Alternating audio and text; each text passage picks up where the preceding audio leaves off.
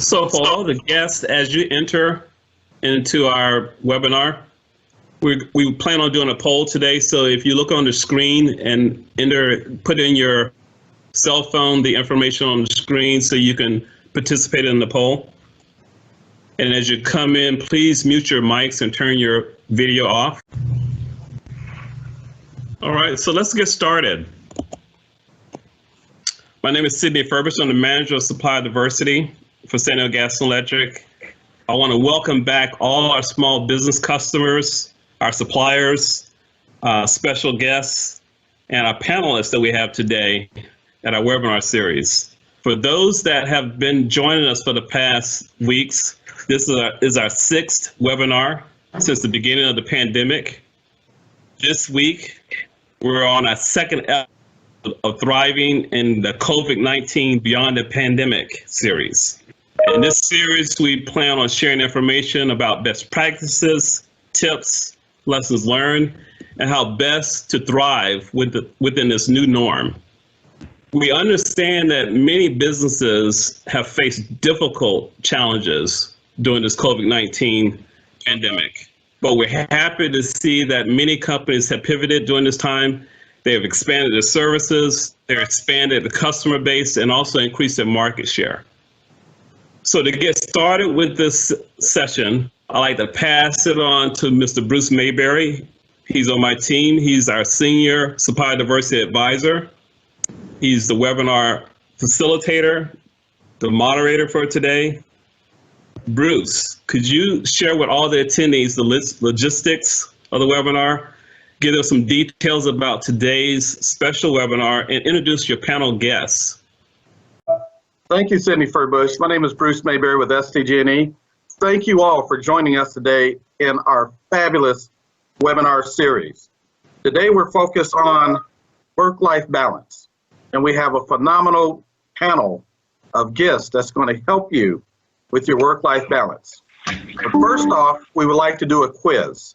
So we hope you all have used your cell phones to dial in for the quiz, and we'll ask a couple of questions before we get started. So our first question is,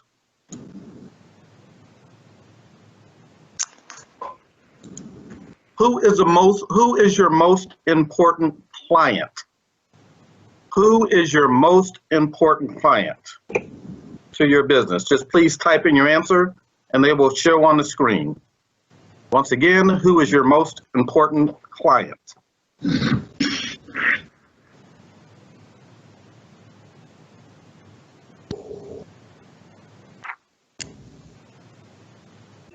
Okay, that's interesting. We have SCE family, SDG&E. Myself is trending very high.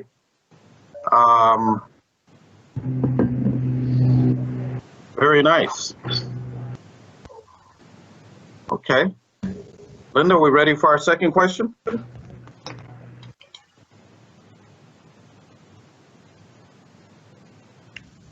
Are you exercising on a regular basis? And we're talking about during COVID-19, are you exercising on a regular basis? And by regular, it's whatever your routine was before COVID-19. Regular basis would be keeping that up, and doing something different would be no, since COVID-19. Very interesting. So over 70% are exercising on a regular basis. That is great. Congratulations to you all. Next question.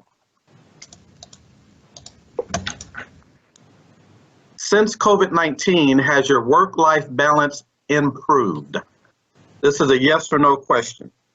Since COVID-19, has your work-life balance improved? Yes or no? 63% yes. Wow, sounds like we have a very healthy group with us today. 67% yes. I'll ask the question one more time. Since COVID-19, has your work-life balance improved? And we're at 67% yes. Again, congratulations. So for our next question, I think third and final question.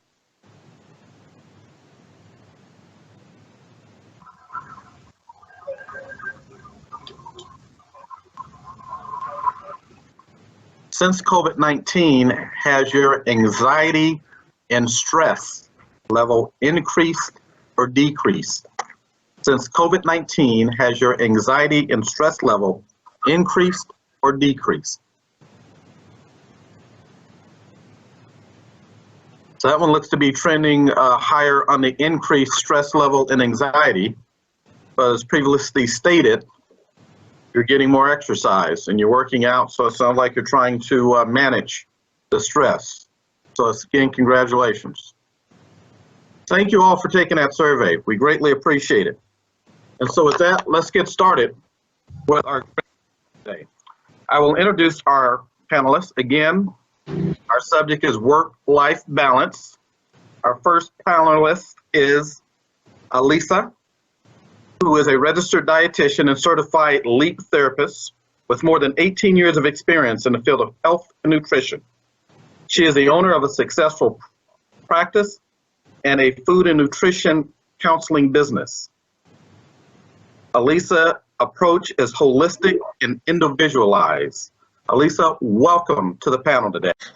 Thank you so much for having me here today. My name is Alisa. I'm super excited to be here answering your questions, talking with you today. I think we'll touch a little bit, hopefully, on some things that are really hot in the news today, like the quarantine 15 and what can we do to keep ourselves healthy, boost our immunity, and keep our inflammation low. So I'm super excited, and thank you for having me. Thank you for being here. Next up, we have Amy. Amy is a certified fitness instructor and licensed electro-muscle stimulation master trainer. That's a mouthful. She is the owner of Fire Snake Fitness in San Diego. Amy also worked for the pharmaceutical industry for 20 years, managing psychodynamic and vaccine clinical trials for some of the world's largest pharmaceutical companies. She holds a degree in molecular biology. These are some big words here, Amy. Amy recently retired from the pharmaceutical industry to focus on the accelerated growth at Fire Snake Fitness. Amy, welcome to the webinar. Thank you, Bruce. Sorry for making that so difficult. So again, just to reiterate what Bruce was saying, yes, I'm the owner of Fire Snake Fitness here in San Diego. We provide strength and conditioning classes, as well as the electromuscle stimulation training, which is an FDA-approved training. And as a matter of fact, we're the only company in San Diego licensed to provide that type of training. So when you have a moment, go to firesnakefitness.com, learn more about that, and schedule a free demo session.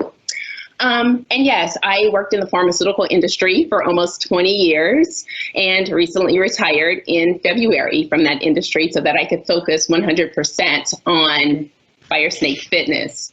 But for 13 of those 20 years, I worked from my home office. So I was living that work from home model long before COVID forced many of us to adapt to that working style. So because of this, I understand the challenges of working from home and trying to inject some form of exercise into your day. Well, thank you, Amy. We appreciate that. Yeah. Thank you very much and welcome. Next, we have Rochelle. Rochelle is a business development manager at Aviv, a mother of two, and a military wife. Rochelle previously worked in the legal and nonprofit arenas. She brings her experience in law and holds a Juris Doctorate from California Western School of Law, as well as a nonprofit certificate and a PMP from the University of San Diego. Currently, she leads the development and procurement at Aviv in the utility industry. Rochelle, welcome and nice to have you. Thank you. I appreciate being here, and I hope to be able to give some knowledge and some insight on how to be able to balance working from home when you also have small kids running around as well.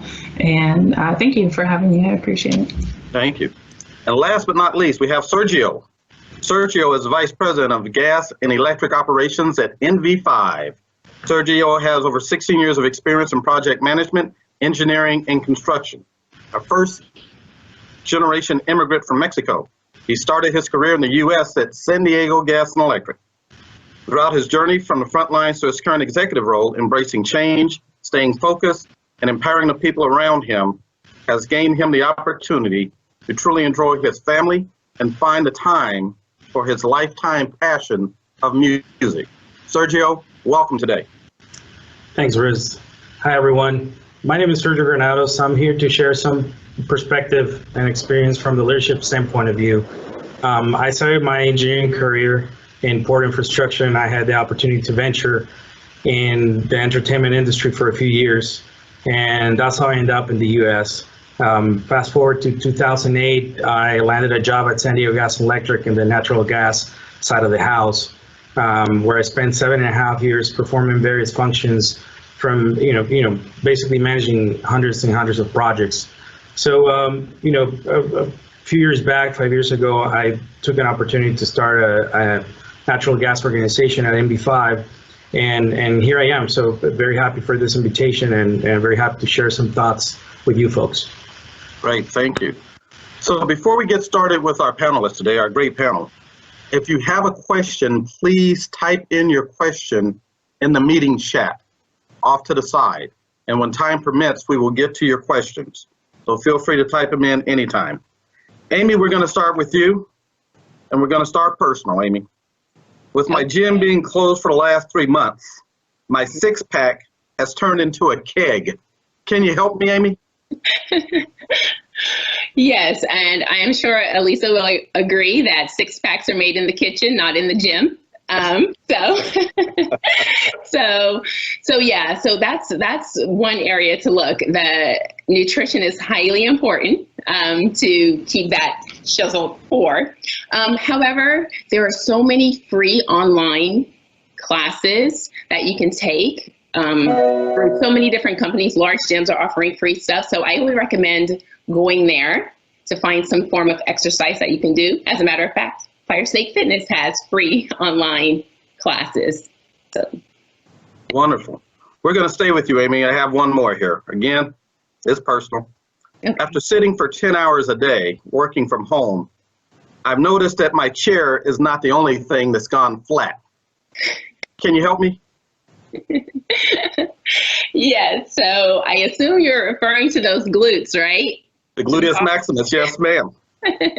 Yeah, so I mean, there are so many different exercises that focus on the glutes. For example, squats, lunges. You can get down on the floor and do some glute-specific exercises. But more importantly, I would recommend trying to get up every hour and a half, walk, do something. Because if you sit so long to where your chair is misshapen, then you'll have other problems stacked on top of that other than flat glutes, including lower back issues and other core instability problems. Thank you, Amy, for helping to get me back in shape. I appreciate that. Anytime. Sergio, we're going to pivot to you. What are the most significant things you've done that have allowed you to achieve a healthy work-life balance? Thanks, Bruce. A few things, but probably the most significant one that I like to share with everyone is empowerment. Empowering the people around me has given me great results. Being able to trust people, help me take on tasks that I would normally do myself, have made a big positive impact. I can tell you that your first struggle when you first break through into a leadership position coming from a production role is to learn how to trust people to do what you do best. So empowering people by giving them knowledge truly makes a big difference. Thank you, Sergio. I'm going to ask you all to turn off your cameras if you're not a presenter, because with your camera on, you're showing up on the main screen. So if you're not a presenter, please turn off your camera. And if you would like to submit a question, put it in the meeting chat off to the side. Thank you all for your cooperation. Elisa, there's a lot of stress going on out there, and people are looking for ways to relax. And a great way to relax is to have a nice glass of wine before bedtime. Is that a useful way to get better sleep at night and relax? Thank you, Bruce. I think that might help you feel relaxed. Having that glass of wine, sitting back, kicking back might help you feel relaxed. It might even help you fall asleep. But oftentimes that might be a more disruptive sleep, and it actually might not be as thorough of a sleep as you would like. So if you're having trouble sleeping, magnesium has been shown, and studies show that magnesium can help us fall asleep, it can help us stay asleep, it can actually help us to reduce some stress. So I would recommend that before you try to pick up that glass of wine as a sleeping aid, maybe try to eat something that has a good heavy dose of magnesium in it. Dark leafy greens contain magnesium. Different nuts and seeds also contain a hefty dose of magnesium.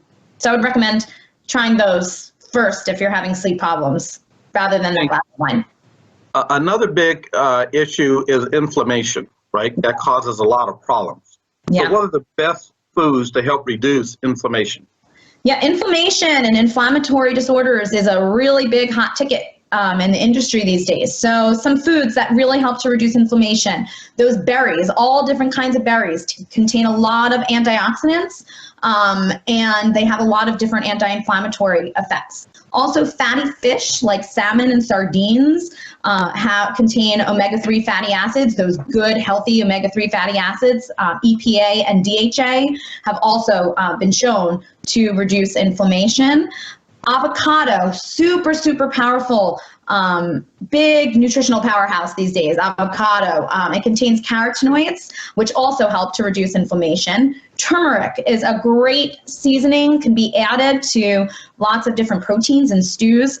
Awesome, awesome anti-inflammatory. And of course, cherries. Now, way back when, it was only, we heard about tart cherries, and it seemed that tart cherries seem to reduce inflammation, but studies are actually showing now that all kinds of cherries actually reduce or help to reduce inflammation. About a cup and a half a day of cherries, not just tart cherries, can help to reduce some inflammation. And of course, also, I will just add a plug. You also, not only do you want to incorporate those foods that help to reduce inflammation, you also want to try to limit those foods that actually cause inflammation in your bodies, right? So you want to try to limit refined carbohydrates, so like those sugars, refined carbohydrates, processed foods, fried foods. So while you want to incorporate the healthy stuff, you also want to try to limit the amount of unhealthy stuff. Okay. Back when gyms were open, you'd see the guys and ladies walking around the gym with a gallon full of water. How much water do you need to drink a day to stay healthy? That's a really, really good question, Bruce. The amount of water that each individual needs to drink each day really varies depending on what you're doing. It depends on your size. Our bodies are made up of primarily water. So it depends. The larger you are, the more water you need to drink. And the more activity you do, the hotter weather it is, you need to drink more water. Generally, the rule of thumb is about 8 glasses of water per day, but that can vary tremendously based on your size, the physical activity that you're doing, and the temperature outside. And a glass of water is 8 ounces? It's 8 ounces, yes.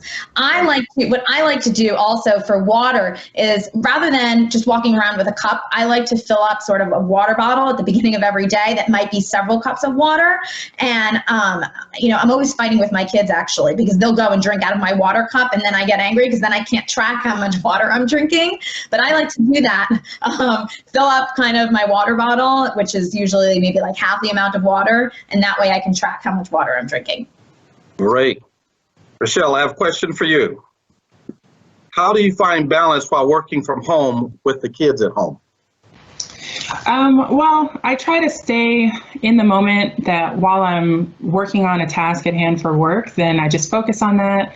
And then once that's over, then, I try to spend other time with the kids. I come up with different ways to try to include them. So in the morning, before I start reading all my emails, maybe we'll go on a walk through the neighborhood. Or, when I stop for lunch, then maybe start an activity with the kids to where they still feel like, we're all still a part of each other's day. But once, that activity is over, then I need to kind of shift focus again and try to get my work done for the next couple of hours. And then, so basically just taking breaks and including my kids where I can. Thank you very much. If you joined us late, this is the SDG&E webinar series. I think this is number 6. Today we're talking about work-life balance. And we want you to know that the most important client you have is you. And I was happy to see so many of you got that right on the survey. Given today's environment, there's so much toxins around all of us. The worldwide pandemic, financial crisis, social unrest. And given all these toxins, if you don't take time to take care of yourself and you're not in great shape, then you can't take care of your family, you can't take care of your business, you can't take care of anyone else. So today we're focusing on you. I call this the checkup from the neck up. So again, work-life balance. We have 4 great panelists here. We're going to ask Sergio a question. Sergio, prior to COVID, what were the things you were doing in order to spend more time with your family? Well, actually, prior to COVID was, I made some unconventional, decisions or changes that pay off big time. I have a home in South Bay that that I'm now renting, and I moved to the North County, and to stay, I'm actually 2.5 miles away from my office. So my 11, 12-hour day turned into a 9 to 10-hour day, just, in an instant, right? And the levels of stress of not being in traffic, for a couple hours a day helped me significantly, right? So, also I go on walks, 45 minutes walks, very early in the morning. And what I started doing is, I just do it with my family, right? Instead of waking up every morning when everybody's asleep, I started going in the afternoons, but taking my kids and my wife, and we made it like a family activity, right? And that way, I had more energy. I was spending time with them. It's few little things. I think the most significant one was staying home, staying close to my office, and just sort of made that big sacrifice of not living in our own house. Thank you, Sergio. Rochelle, how do you center yourself? Well, during all of this time, I just had to kind of get back to the basics of what makes me happy. And I like to cook and I like to read. And so for me, during this crazy time, my kids and I have just started pulling out different recipes and then just trying them as a family. And that kind of helped remind me that, okay, everything's going to be okay, even though everything is kind of going crazy around us, that, just putting a meal together with my kids was, just enough to kind of get me back to my center each day. Or, taking some time out for myself at night before bed and reading some books that, had kind of been on my list for a while until COVID hit. And it's just kind of brought me a little bit of joy and some kind of peace and quiet during, again, this is some crazy times that we're in. So yeah, just getting back to basics. And in your home, do you have a safety room or a room for where you can go and lock the door and be by yourself and center yourself? Is that a helpful suggestion? I think most moms out there would probably say the bathroom, that we're going to take a long bath, or, it's the one room in the house you can lock the door and kind of just take a moment for yourself. So I've definitely made mine as much of a spa as I can, with candles and nice, pretty things to look at, just so I can take that moment for myself. Hey, whatever works. Congratulations. Yeah. Thank you. Amy, it's been rumored that you have live classes on Facebook and Instagram. Tell us about that, please. Yes, that rumor, I can confirm that. I do. I have live classes on Wednesdays, Fridays, and Saturdays. Do you want me to give you the schedule? How can they find the schedule? Is there a website or somewhere they could go? Yes. So on Wednesdays at 4 p.m. on Facebook, Fire Snake Fitness is where you find the class on Wednesdays and Saturdays. On Fridays on Instagram, my handle is Amy Minnick Fitness. Great, thank you. We have a question from one of the listeners here. The question is it safe to go running with a mask, or would it be better to run without the mask and just have it around your neck in case you come in close contact with someone? Who wants to take that one? Don't all speak at once. But I am not a runner. I will tell you that. I don't run unless I'm being chased, I guess.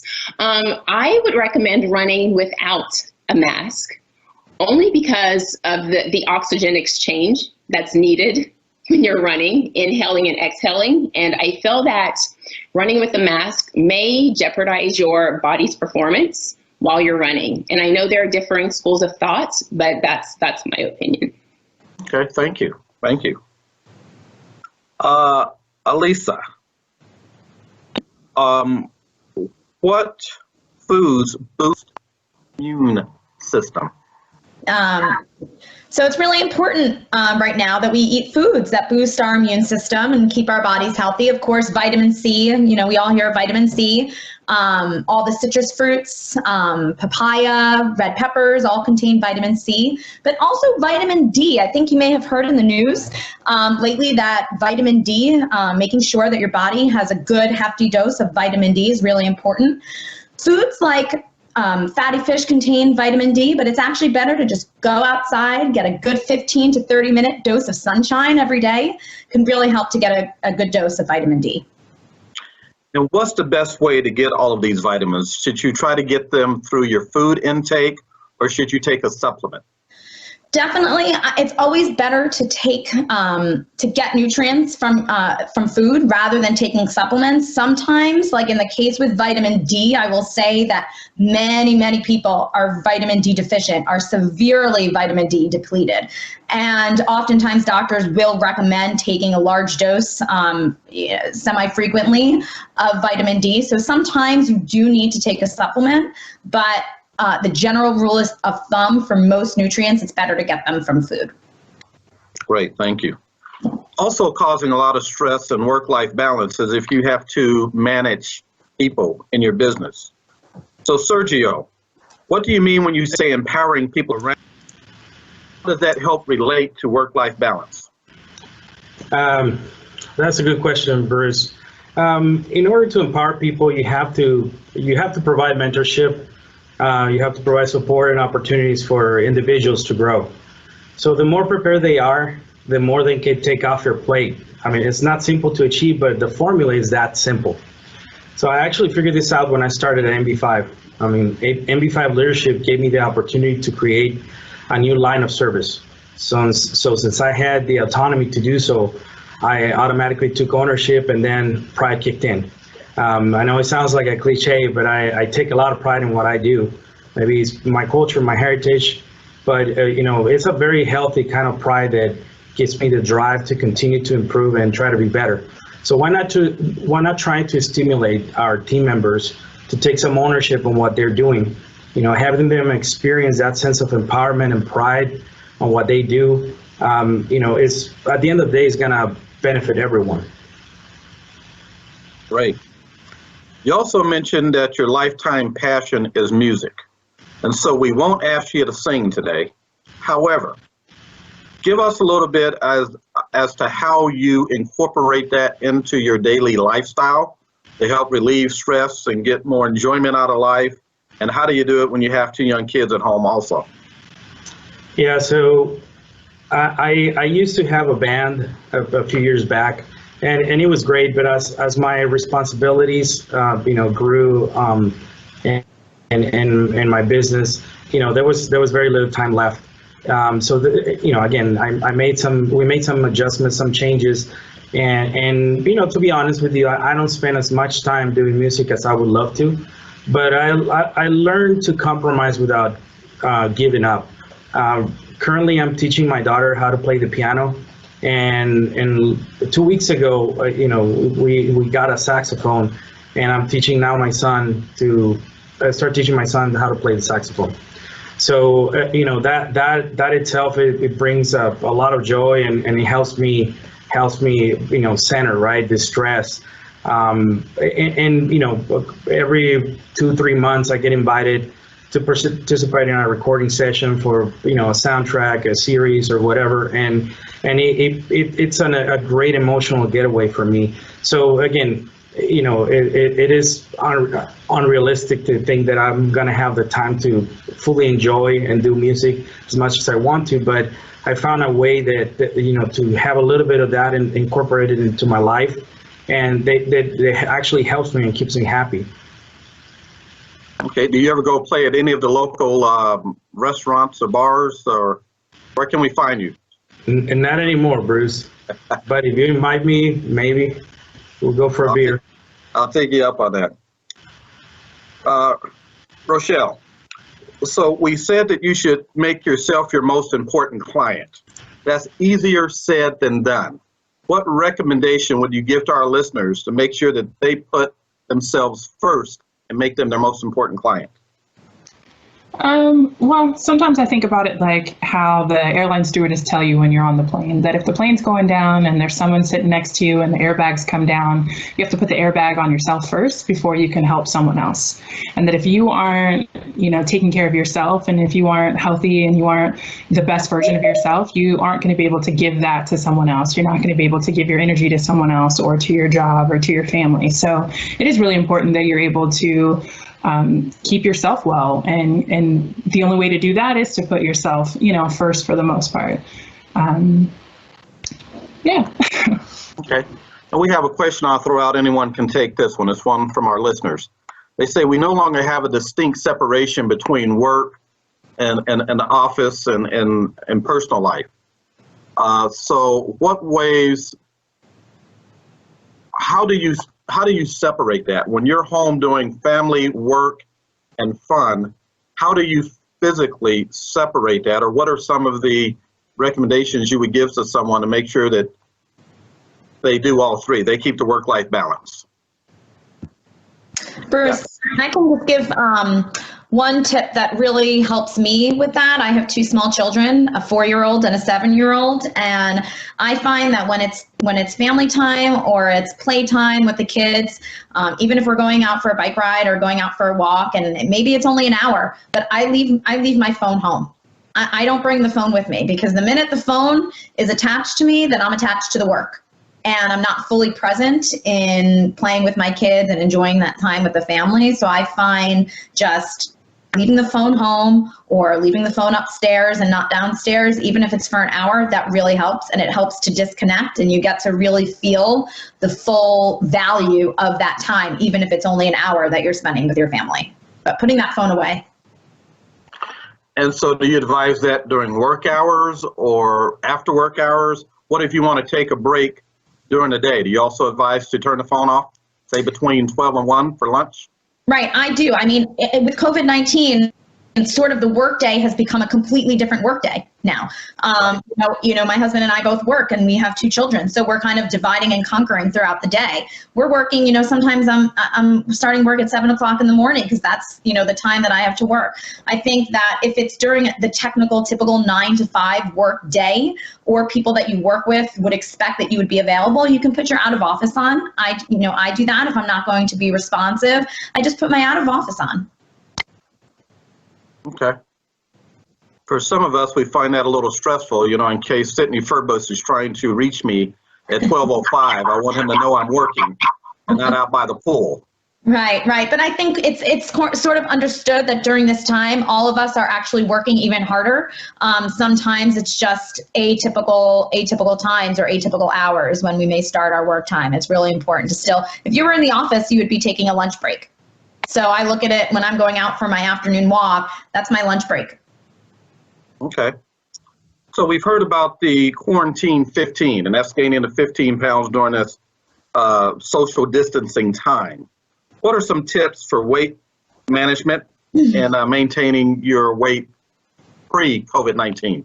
Yeah, that's a really good question. I think that we've all heard about the quarantine 15, similar to the freshman 15. It is real. I have a lot of clients that are calling me, telling me that they've gained a lot of weight during this time. So I think there's some key strategies that you can follow. One, portion control. Definitely lessen those portions. It's really helpful to actually eat with a smaller plate, so you put less food onto the plate. So cut those plate sizes or cut your portions completely in half. So portion control. The second one, fiber. Definitely bump up that fiber. Fiber helps to make us feel full. Believe it or not, 35 grams of fiber is what typically is recommended a day. Fruits, vegetables, whole grains, beans.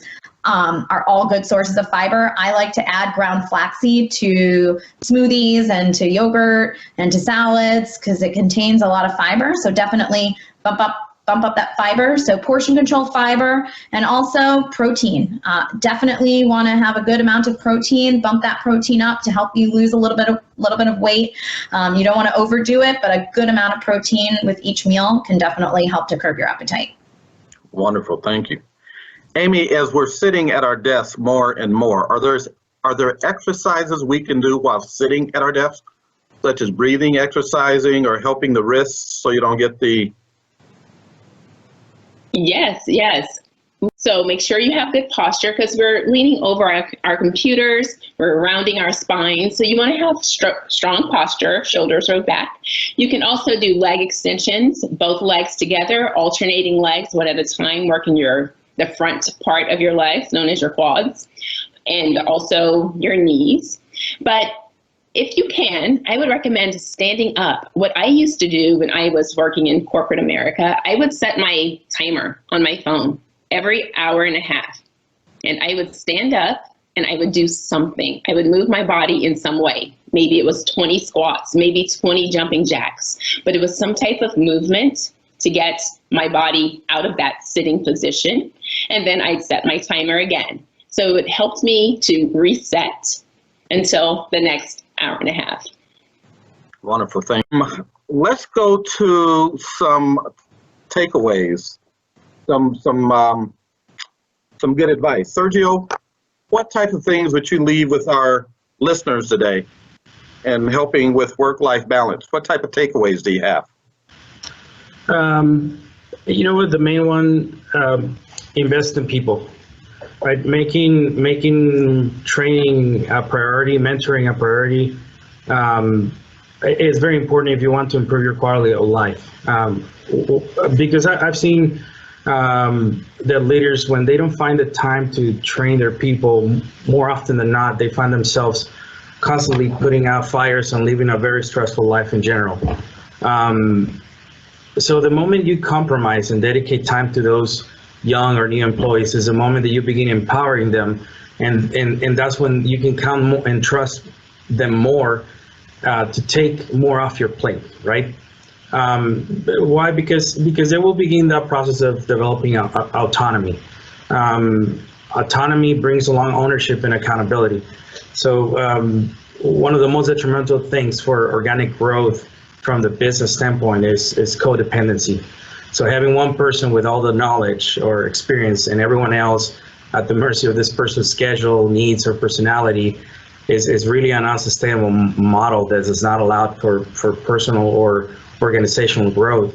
So really, invest in people, because you're going to be able to count on them and they're going to be able to load off your plate significantly. Wonderful, thank you. Rachel, what are some of your takeaways for our listeners today? For working parents, I would just say to give yourself some grace that we're all in this together. We've all had to homeschool these last, 90 days or so, and that we've all had to balance, homeschooling and our regular workday, and that you just aren't the only one having to do it. And it's okay. It's okay if, the kids didn't get through the full lesson, for the day, or it's okay if, you let them watch a little bit extra TV, or you gave them, some extra, food, snacks, or things that maybe you wouldn't have if you were on your regular schedule. That we're all doing the same thing, and that it's okay. Just, again, give yourself a little bit of grace, and that you don't have to be a super parent and, super great at everything all at once. So. Is that also good for the adults? So I can eat all the chocolate, drink the red wine, and not feel any guilt? Well, hey, I think we should all kind of give ourselves a little bit of grace. This is a completely different, world that we're living in, and trying to adapt to working from home and the different needs and challenges that go along with that, and having to adapt in a whole new work style that we aren't accustomed to, not getting to see your coworkers every day, having to embrace technology if that wasn't your thing before. This is just all new for everybody. So just whether you have kids or not, giving yourself just that moment to to accept that, hey, this is new for everybody and you're not the only one having to go through it. And I think maybe it kind of makes us all a little bit human, and that you can see your coworkers and business partners, human beings, and not just, the voice on the phone anymore, that you realize that they all have lives outside of, work, and now they realize the same for you. So I think maybe this just gives us all a little bit more empathy for those that we work with. Thank you. In case you join us late, this is the SDG&E webinar series number 6. Today's topic is work-life balance. We have 4 phenomenal panelists helping to give us a checkup from the neck up today. We want to remind you that you are your most important client. Take care of yourself first, because if you're not in great shape, you can't help anyone else. We want to let you know that if you have a question, please put it in the meeting chat and we will ask the question for you. We will continue with our takeaways, and next we'll ask Amy to give us her takeaways. I have 2. The first one is very general. Just develop healthy habits and have the discipline to stick with them, because discipline is what's going to carry you further than motivation or anything else. Having that discipline when you don't feel like it, it's discipline that makes you do it. So that's number 1. Number 2 is really specific to exercise. If you haven't exercised in a while, or if you're new to exercise, start slowly. Don't try to do all the things at once, because then you'll become overwhelmed and most likely won't stick to it. So take your time, find what works best for you, and have the discipline to stick with that. Excellent. Excellent. Again, if you have a question, please type it into the meeting chat. We'll be happy to ask our great panelists your question. Alisa, you're on for your takeaways. Yeah, I think that just piggybacking off of the kind of giving yourself a little bit of grace, the quarantine 15, it's okay if if you've put on a couple of pounds during this time, forgive yourself for that. Kind of think about this time as being a time that we all had a little bit of break, a little slower pace. And if you did feel like, you're not yourself and you did put on a little bit of weight, that's okay. You can get right back on track. Try to incorporate some of those tips. Portion control, bumping up the fiber, bumping up the protein would really, I think, really help. Also, making sure that your body has the nutrients that it needs to fight off that inflammation and to boost immunity is really key, and making sure you get enough sleep. Our bodies really need that rest. It's when our bodies sleep that we really recharge. Very, very good. Thank you. Amy, I'm going to ask you a personal question here. I want your personal opinion. Gyms are starting to reopen. Are you comfortable going back to the gym?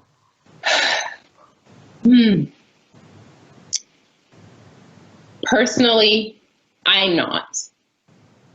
Because, I'm more of a studio person. I'm more of a small gym person as opposed to the big gyms. I know a lot of the bigger gyms are opening up, but I'm a germaphobe and I don't necessarily trust the cleaning protocols. So I prefer to stick with the smaller locations and the one-on-one personal training. Okay, thank you. Alisa, should you have a cheat day? So, no one can stay on a strict diet all the time. When do you recommend you do a strict diet, and when do you recommend you have a cheat day and give yourself permission to go crazy? Well, I don't typically recommend, unless someone has a particular medical condition that they need to follow a very strict diet. I don't typically recommend any very strict diet for anyone all the time. I think that if you incorporate and it becomes routine to eat healthy foods, you kind of get out of the habit of having like 5 strict days and 2 cheat days, or 6 strict days and 1 cheat day. I think that if you happen to come across something, a food that you really love, enjoy it, eat it in moderation, enjoy it, and scale back a little bit the next day. I wouldn't necessarily recommend that it be that hard and fast 6 strict days and 1 full cheat day. Okay, thank you. Rochelle, we want to thank you and your family for your service. We know you're married to military. How much more difficult is it having that element add into everything else that's going on? Kids being at home, COVID-19, social unrest. How much more does that add to the burden? I don't know if this time is any worse than any other time. I mean, most military spouses will let you know that, I mean, we deal with deployments all the time. We deal with having to be on our own and having to raise our kids on our own for, you know, most times of the year, you know, if your spouse is in that sort of rotation. So I don't necessarily think that COVID made things any harder. If anything, I think it almost kind of helped because he was able to be home more, which is weird, you know. So they weren't sending, you know, him out more. So I did get a little bit of extra help with him being forced to be here.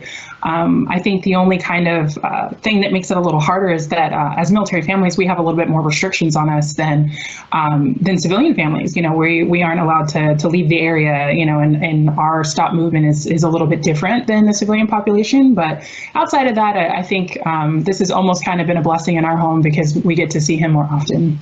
So, yeah. Well, congratulations. That's wonderful. Thank you. Again, thank you for the service. And we know it's the entire family that served. Sergio, I have to ask this question. We have a lot of SDG&E suppliers on the line. Is NV5 hiring or have any opportunities for subcontractors? Absolutely. Yes, we obviously hiring has slowed down significantly for obvious reasons, right? Due to market conditions because of COVID.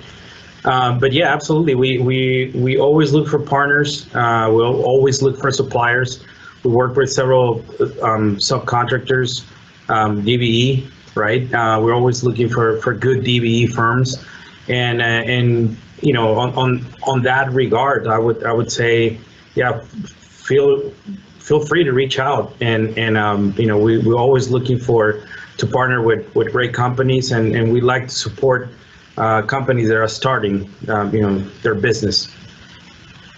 And when you say feel free to reach out, who should they reach out to, Sergio? That's a good question. That's why I asked. They can reach out. They can actually reach out to me, and you know, we have a way to sort through the email. Okay, and so for our listeners afterwards, we're going to send out a survey, which we hope you will fill out and send back to us. And if you want any information or how to contact any of our panelists today or their companies, we will provide that to you. I want to thank all of you today for doing a phenomenal job.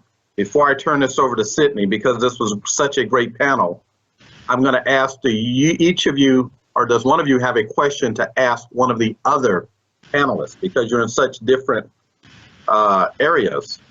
And so I just want to give you that opportunity to ask each other a question if you had it. I have a question. Yes. So for Elisa, I am, well, not now, but you know, normally I was on the road all the time. You know, a lot of travel, weird hours, so very hard to keep healthy habits when it comes to eating. So, you know, sometimes eating at the airports, eating whatever I could get at the street, at the hotel. I mean, what advice would you give me? That's a great question, Sergio. I think that, you know, there's vegetables to be eaten wherever you are. You know, there's healthy food. If you go looking for it, you can find healthy food in most places. So I would say try to fill your plate with vegetables as much as you can. So salads, get those side of vegetables when you go out to eat. I think really trying to fill your plate with vegetables really helps to lessen the calories of how much other food that you're consuming. And also when you're traveling, try to make it a point to actually take a break, even if it's for 15 minutes, and sit down and eat a meal versus grabbing something and literally walking around while eating it. I think it's important to actually sit down and eat, because if you're planning on sitting down and eating, the chances are you'll eat something healthier. Try to look for vegetables and salads. I'll try my best. Vegetables and I are not very friendly. every airport, also every airport has restaurants and dining places that have salads, and most hotels have salads as options. And you can often too, even if you get a burger or a steak and that comes with a side of fries, you can ask for a side salad instead of the side of fries. Thank you. Good advice. Any other questions from our panelists? I have a question. Yes. It's also for Lisa, but what tips or tricks or advice do you have for those of us that do have small kids around and they're consistently snacking? Do you have some kind of go-to snacks that are just so a better idea of snack foods instead of Pop-Tarts and cookies? So yeah, I have 2 small children and they love to snack all the time. And I do give my kids snack foods. I don't deny them of those snack foods. We can't really, deny them. But I also try to incorporate healthy things that I know that they like. And so it's finding what foods your kids like to eat that are healthier. Mine happen to love cucumbers. So I constantly keep sliced cucumbers in my refrigerator. So that way, if they've already had their 10 a.m. goldfish snack or graham cracker snack or pirate booty snack that they like, if they want another snack, they have to have something healthy. I try to just limit and not have them eat those other kind of dry goods snacks, as I call them, all day long. So they have to pick something from the refrigerator. Tell them you've already had your goldfish, you have to pick something from the refrigerator. So they can go and they get those little squeezy yogurts, they eat the cucumber slices. My daughter loves hummus, apples, fruit. I'll always have cut up fruit in the refrigerator. So once they've had their allotment of those dry good snacks, they have to choose something from the refrigerator. It will be healthier. That is great. For all our listeners out there, thank you for tuning in today. We hope you received some great information. Today's subject was work-life balance. We've had 4 phenomenal panelists that have given us some great information. Again, we want to remind you that you are your most important client. Take care of yourself first. Also like to remind you that after this, you will be getting a survey from our team member, Linda. We ask you to please fill out that survey and get it back to us. That's how we get feedback from you to give you a better product. So with that, again, I want to thank my 4 panelists. You did an excellent job. And Sydney, back to you to close it out. Thank you. Yeah, thank you. That was just an amazing panel that we just went through. As you talk about the quarantine 15, it reminds me of the DBE 20. And I can tell you over the past 3 months, I actually picked up a little weight. But a few things that I've changed during COVID-19, I actually have a small mini trampoline that I've started to use in between the various meetings that I have, along with just recently, my wife just set up a small garden so we can start getting vegetable intake, and that's been helping out quite a bit. So, with challenges that come through COVID-19 also brings change, and sometimes those changes can help us out for the better.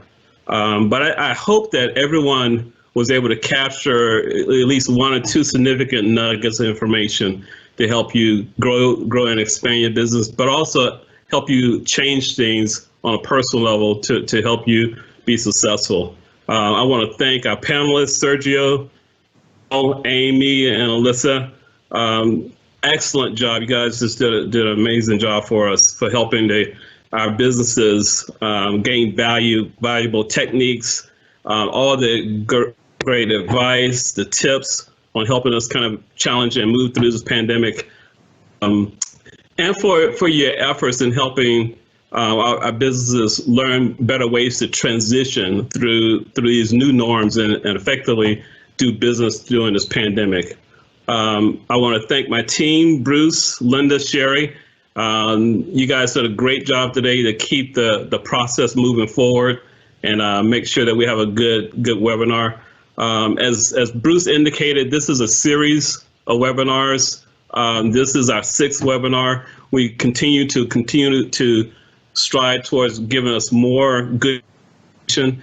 It's our goal to ensure that these webinars are informative, relevant, and at the end of the day, we want you to gain knowledge that ultimately you can implement within your organizations. Additionally, as Bruce had mentioned, you will a survey at the end of this event.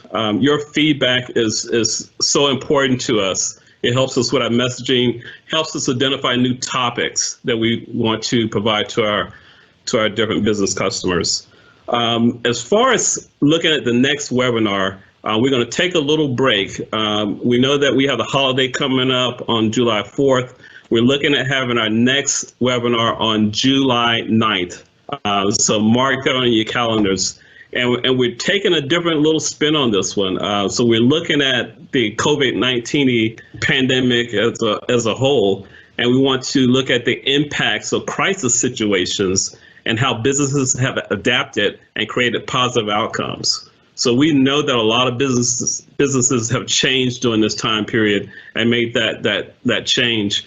And a lot of the lessons learned is really looking at crisis communication, looking at the health and safety of the culture itself, looking at their reliabilities and their emergency preparedness. I know our company goes through wildfire mitigation plans constantly, and as most of us know that live in California, the wildfires impact the full community. So we have to have special plans put in place. But the last thing of this topic that we're going to look at is how companies have pivoted and been successful. So we have a lot of great information. I want to thank the team, thank the panel, thank you as guests is coming on board to join us, and definitely provide your feedback and your information so we can continue to make this successful.